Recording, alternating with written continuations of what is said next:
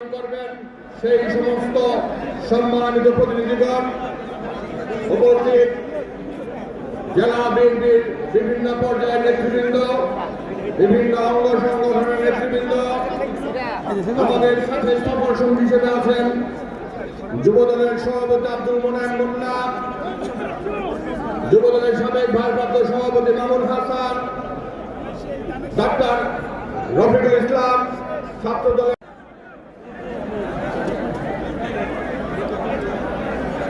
বিসমিল্লাহির রহমানির রহিম।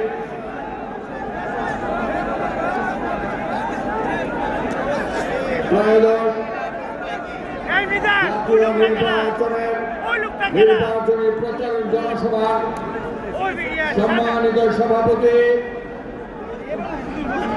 জাতীয়তাবাদী দলের সংগ্রামী অর্থনীতি বিষয়ক সম্পাদক সবুজ পতাকাকে ছিনিয়ে এনেছিলেন, যিনি সিপাহী জনতার বিপ্লবের মাধ্যমে আবারও বাংলাদেশের ত্রাণকর্তা হিসেবে উপস্থিত হয়ে বাংলাদেশের গণতন্ত্র বহুদলীয় গণতন্ত্র প্রতিষ্ঠা করেছিলেন।